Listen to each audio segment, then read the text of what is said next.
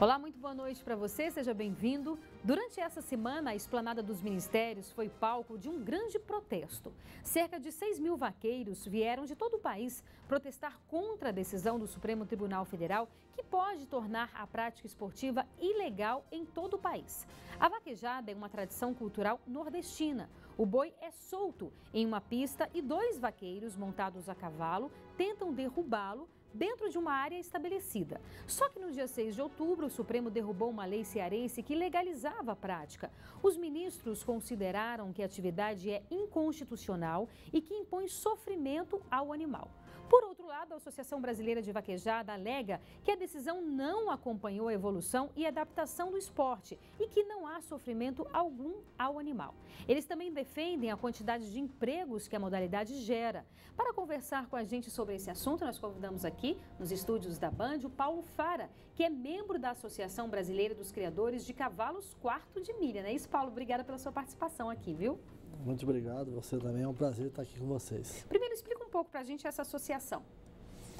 Nós estamos aqui representando a ABQM, que é a Associação Brasileira dos Criadores de Cavalo Quarto de Milha, e a ABVAC, que é a Associação Brasileira do Cavalo de Vaquejada. São as duas associações conjuntas. Certo. Explica pra gente o que é essa vaquejada. Vaquejada é uma prática onde 2 vaqueiros saem 2 cavalos, um esteirando, ou seja, apoiando o boi, e lá na frente, numa determinada faixa, o outro vem e desequilibra. É uma coisa cultural que há 100 anos é praticada, que eles usavam isso para curar os bois antigamente. Era um método que tinha de derrubar e poder curar o boi quando ele estava ferido, alguma coisa assim. Isso, ao longo dos anos, a prática ela é tão comum e tão apaixonante que eles praticam isso como um esporte em todo o Norte e Nordeste, mais intensamente, né? Como assim poder curar o boi? Antigamente, o boi pega tinha machucado alguma coisa, então eles iam na caatinga e tal, tinha uma maneira de derrubar e já segurava o boi para poder curar, entendeu? Entendi, Eram como eles faziam, entendi. Só que ao longo dos anos isso ficou uma prática esportiva. E é uma paixão do Brasil, mas do nordestino de modo mais intenso, que é onde tem a maior quantidade de vaquejadas. E isso é considerado um esporte? A vaquejada é considerada um esporte hoje? Em vários estados ela é considerada um esporte, ela é praticada intensamente. E como é que é a pontuação ali, para que a gente possa entrar um pouco nesse universo? Você, depois que o boi sai, você percorre um espaço, lá na frente tem 2 faixas, e você tem que derrubar dentro daquela faixa, que isso é um dificultador para quem está praticando, porque se fosse em qualquer lugar era mais fácil.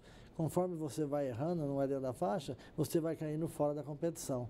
Aquele que, ao final, consegue mais vezes, ele é o vencedor. E aí, como é que é essa premiação?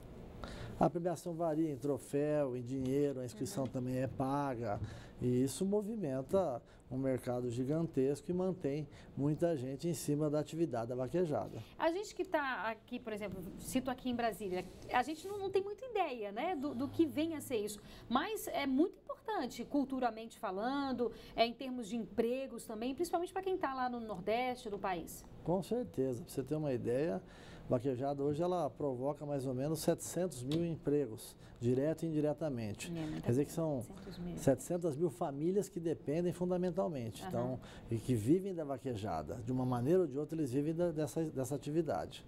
E o que gera ali? Porque é claro que você tem ali, né, os vaqueiros, né, que chamam, que estão ali em cima do cavalo, mas o que mais, para que a gente possa ter um conhecimento maior? O que mais que está por trás disso? São os vaqueiros, você tem os criadores, você tem os domadores, você tem o pessoal que trabalha com couro, que faz os apetrechos, você tem os ferradores, você tem os veterinários, você tem as fábricas de rações, e por aí afora. Isso vai capilarizando, é uma indústria gigantesca em torno da vaquejada.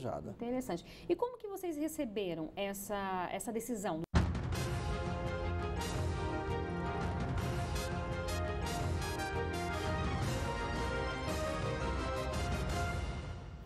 Estamos de volta com o Band Entrevista, hoje com o Paulo Fara, que é membro da Associação Brasileira dos Criadores de Cavalos Quarto de Milha. Estamos falando aqui sobre a polêmica, que agora virou uma polêmica, né, Paulo, das vaquejadas.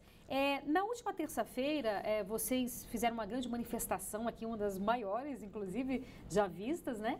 6.000 pessoas vieram aqui exatamente para mobilizar, para tentar repercutir, tentar o quê? Chamar atenção com relação a essa decisão do Supremo de proibir a vaquejada? Isso, parte disso em função de duas coisas praticamente. Primeiro, a gente sabe que ela representa a vida e o ganha-pão de muita gente, de milhões de pessoas. São 700 mil famílias que dependem da atividade vaquejada. Então isso prejudica muito. Tem pessoas que não têm condição de ter outra opção. E cidades que dependem da vaquejada também, especialmente no Nordeste. Tem muitas cidades que a economia mais movimentada é a vaquejada. E uma outra coisa muito importante é começar a mostrar e distinguir o que é a vaquejada legal, que é a que nós praticamos, e o que é ilegal. Porque estão conectando a nossa imagem a atitudes e resultados de vaquejadas ilegais que não acontecem nas nossas. Então, era uma maneira de vir mostrar para a sociedade, para os nossos governantes, para os nossos políticos, para todos, de modo geral, que nós somos completamente diferentes disso. Os nossos animais são extremamente bem cuidados. Se você parar para pensar, a gente está lá, somos os primeiros que sorri quando nasce, somos os primeiros que ficam tristes quando perdemos um animal e somos quem mantém esses animais a vida inteira. Pode ter gente que goste como a gente, mas mais do que a gente, cuidar melhor do que a gente, não tem. Entendi. Então, o problema, pelo que você está me falando, são essas vaquejadas ilegais, né? Em torno de quantas existem? Você tem ideia? É possível mensurar isso? Não tenho ideia. Eu sei que nós temos aproximadamente um volume de 4.000 vaquejadas por ano. Vocês, né? Que são as legais, não ou sei, em geral você está falando? Não sei te dimensionar o volume de legal, mas ainda tem muita. Nos últimos 2 anos, até pelo trabalho da BQM e da BEVAC, está havendo uma migração muito grande, todo mundo se enquadrando debaixo da oficial, que é onde é o rigor. Até houve uma resistência de muitos por muito tempo. Por quê? Porque quando entra nesse rigor, as pessoas têm que tomar muito mais cuidado. Mas quando agora está havendo essa aceitação e vamos dizer assim, esse aceite de que tem que mudar, tem que melhorar, a migração para as oficiais estão sendo grande, mas ainda existe muita vaquejada ilegal. E nessa vaquejada ilegal, há muito sofrimento ainda ao animal? Eu não vou te dizer que há muito, mas existe. Entendeu? E nós somos contra também. E que tipo ali, no momento da competição, como é que é? O gado vem, fica lá, não é alimentado, vou fazer um comparativo, uma analogia para você entender. Fica lá, passa o dia inteiro, às vezes não tem água, não tem comida. Na vaquejada oficial, esse gado tem limite para entrar no transporte, para não ficar apertado. Esse gado é alimentado 24 horas por dia, tem água 24 horas por dia, tem um veterinário 24 horas por dia. As vaquejadas oficiais, nós criamos uma das inovações, das nossas melhorias, é o protetor de cauda, que era uma coisa realmente ruim. Às vezes o boi perdia a cauda, então isso prejudica, porque ele usa aquilo para se proteger de mosquito. Nas vaquejadas oficiais, todos hoje 100% usam o protetor de cauda. Quer dizer, além de não sentir mais nada, ele não perde a cauda. Nas vaquejadas ilegais não acontece isso. As pistas têm que ter uma dimensão de 50 a 60 centímetros de areia, que aquilo fica extremamente macio. Então, é muito diferente de uma vaquejada legal, a BQM e a BEVAC, de uma ilegal. E na ilegal, no momento ali da competição, também há um certo sofrimento ao animal? Eu acredito que há, tanto às vezes do boi como do cavalo, porque tem um juiz na pista, mas não tem um juiz no final. Nós temos juiz na pista, na oficial, temos juiz...